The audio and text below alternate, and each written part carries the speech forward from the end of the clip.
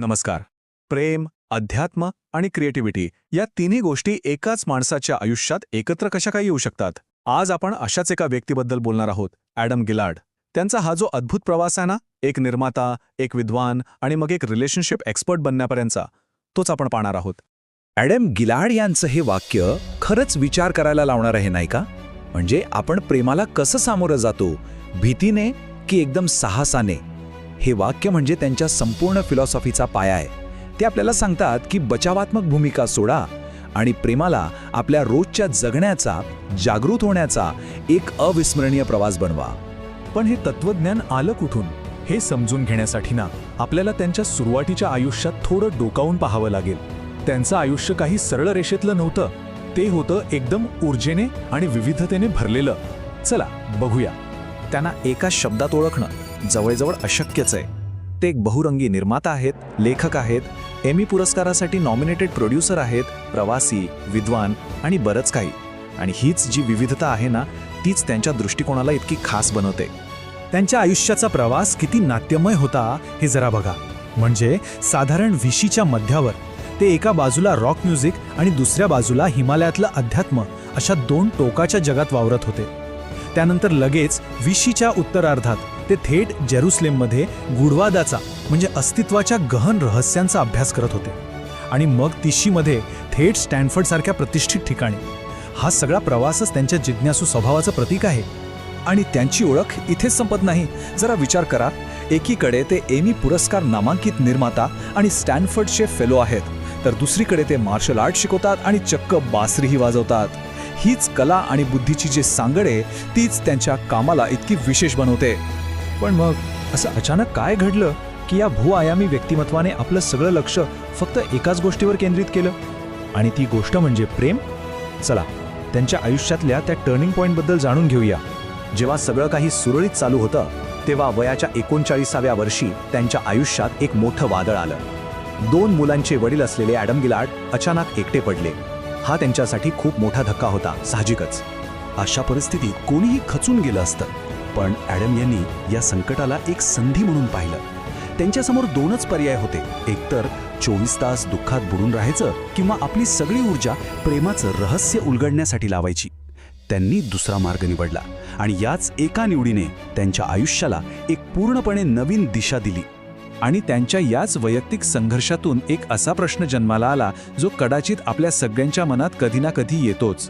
तो प्रश्न होता, पुरुष आणि स्त्रिया खऱ्या अर्थाने एकमेकांना कसे समजू शकतात, एकमेकांना कसे स्पर्श करू शकतात आणि प्रेरणा देऊ शकतात?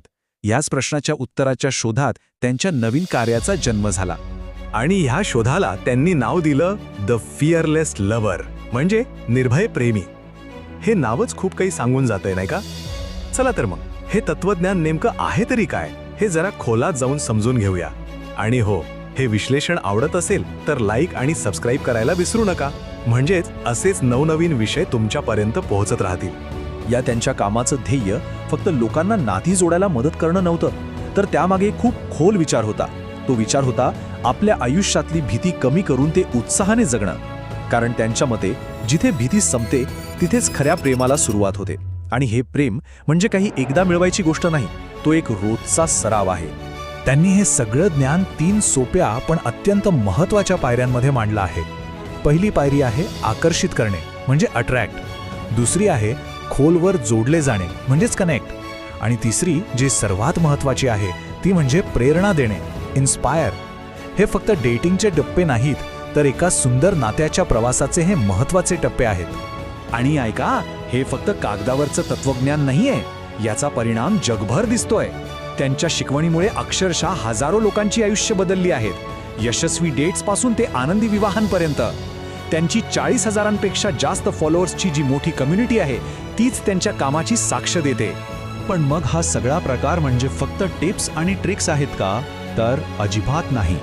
ॲडम गिलार्ड यांच्या मते खरं प्रेम मिळवणं हे काही तंत्र नाही, तो एक आध्यात्मिक प्रवास आहे. पण याचा नेमका अर्थ काय होतो? चला समजून घेऊया. याला आध्यात्मिक प्रवास का म्हणायचं? कारण बघा, यात फक्त दुसऱ्या व्यक्तीला समजून घ्यायचं नसतं, तर सगळ्यात आधी स्वतःला बदलायला लागतं. यात आपल्याला आपला अहंकार, आपला इगो बाजूला ठेवावा लागतो, शिस्त लावावी लागते आणि सर्वात महत्त्वाचं म्हणजे मोकळ्या मनाने आणि जिज्ञासेने दुसऱ्या व्यक्तीच्या वास्तवात डोकावून पाहावं लागतं.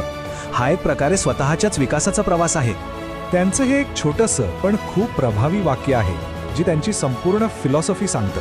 ते म्हणतात, प्रेम हे आयुष्याच्या पायीचा एक तुकडा नाही, प्रेम हीच संपूर्ण पायी आहे. याचा अर्थ काय? तर प्रेम हे तुमच्या यशस्वी जीवनाचं केंद्र आहे, फक्त एक भाग नाही.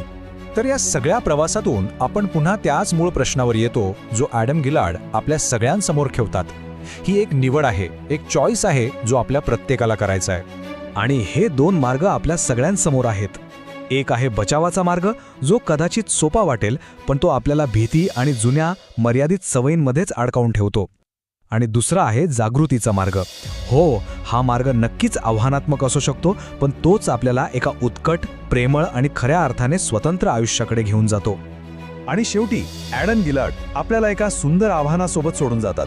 ते विचारतात, चला पाहूया आयुष्यात किती आनंद मिळवणं शक्य आहे. हा प्रश्न त्यांनी आपल्यासाठी सोडला आहे. यावर नक्की विचार करा. आजच्या या विश्लेषणात सहभागी झाल्याबद्दल खूप खूप धन्यवाद.